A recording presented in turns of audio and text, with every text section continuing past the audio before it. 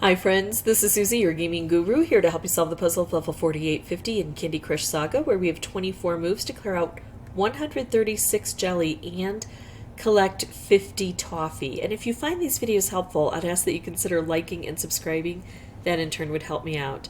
So let's take a look at this. This is a special dedication to Berta, who's stuck on this level, and I can see why. It's a nightmarishly hard level. It's the cutouts, isn't it? That's the problem. So it looks like we've got dispensers here, striped and wrapped, but it's hard to even set things together, and we don't know how generous or stingy these will be. This is the area I need to concentrate on most. I've got these candy curls, these frosting. I don't have enough toffee on the board, but I have dispensers. The bubblegum pop, I know it's a barrier right now, but it's actually a good barrier because it will explode for me. But look at this. I'm going to have a hard time just assembling things over here. So let's try to figure out how generous this is. That's one move. Well, now I can't make any moves down here. 2 moves.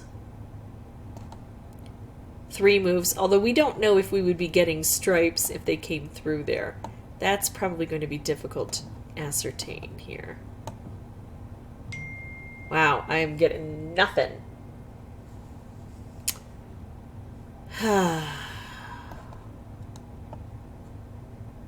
Can't make moves where I want, and I'm not getting reshuffles. So I'm trying to prompt a reshuffle. There we go.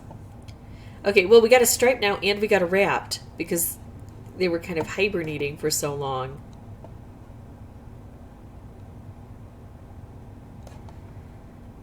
Okay, so I can make some stripes on my own. Let's see if I can get a wrapped down here again. We're not getting a lot of generosity. I'm going to go this route. We got a wrapped. There's a stripe. So now we take 1 turn. I'm not making the best turns. I'm trying to figure things out. 2 turns. Oh, come on. I want to still be able to make a turn where I can trigger a striped. I can't. I can't move down here.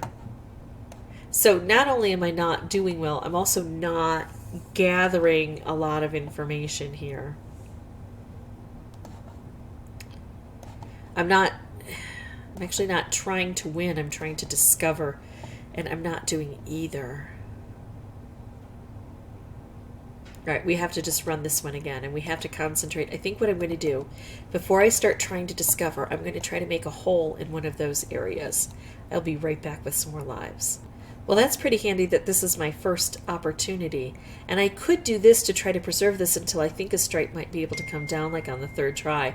However, if I do this and things start exploding, this might go away. I'm going to take this because remember, my goal is to open this area up. So that's 1 move. This is 2 moves.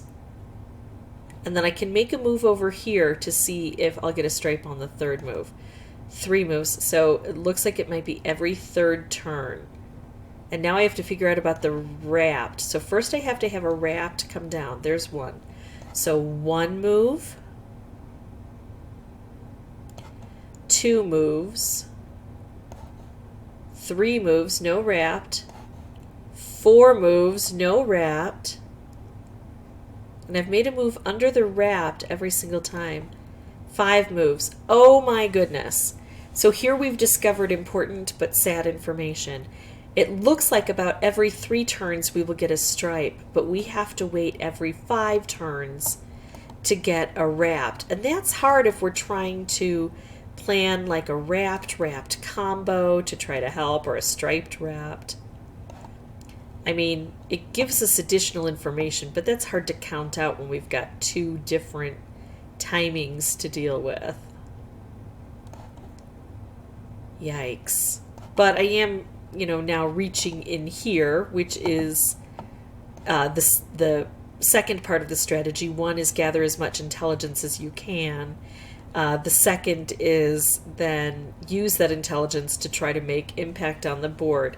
I want to keep looking up here to see if there are really cool, wonderful, fun things I can make. But primarily I'm going to focus my interests down here and hope that as I make these moves down here, it also impacts the top portion. So on the second one, not only, you can see the disparity in outcomes here. On the first one, I was just trying to gather information. I couldn't even do that.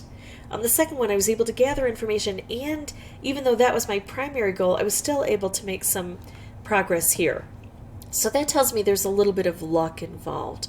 But also, knowing how the board operates, I need to make a hole here so I can start doing things, not only to gather information, but also to gather, progress.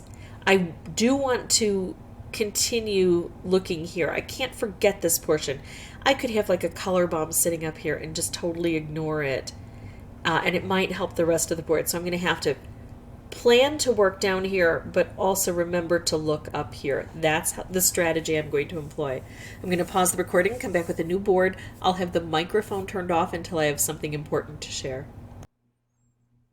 Okay, so this is my final attempt here, and I have an opportunity to take out some of this toffee, and I have found that that is extremely important, and that's how I modified my strategy from the other attempts you saw, because what I was finding is that I was able to clear everything out, and then I couldn't get the toffee I needed, and so I had to change my direction, work on the toffee more than I had previously.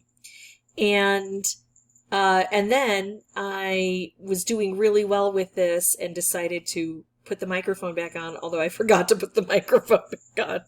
And so I recorded the rest of it without sound. So I'm just narrating this after the fact. That's why I'm not giving you the play-by-play information here. But I can tell you I'm still working on that center area, and now I've got the opportunity to make a color bomb wrapped combo, and that's going to help me take out a lot of jelly and the toffee with still 9 moves after I make that to try to bring more toffee down. 23 toffee with what I have on the board.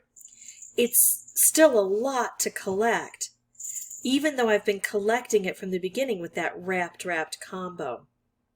So I really wanted to continue focusing on getting the toffee gone, and I was making moves that would help me do that, so then I could try to bring more toffee into the mix. The problem is, on most levels, toffee isn't like chocolate or licorice, where if you take one out, then none shows up and you have to give it a rest. But it kind of did operate like that on this level. So I was trying my best to make moves under the toffee dispensers at this point in time to really try to enhance the chances that enough toffee would show up. Thought this might do it. Nope, not very thick. So yeah, let's just take out the toffee that's here so we can try to bring just one more toffee down with 2 moves to go. And there it is. And I had a lot of options at this point in time. Although I will say it took between 30 and 35 tries to get this done. Because remember, at first I was working under that assumption that if I just got rid of all of the jelly, that the toffee would kind of take care of itself. And I had that stark realization, no, that's not the case. So I had to change my strategy and focus on the toffee first, while also trying to clear out that space. So the working in the top portion actually was more important than I thought it would be in the beginning. That's it for me. If you have any questions or comments, feel free to put those below. And as always, thank you so much for watching. Bye-bye.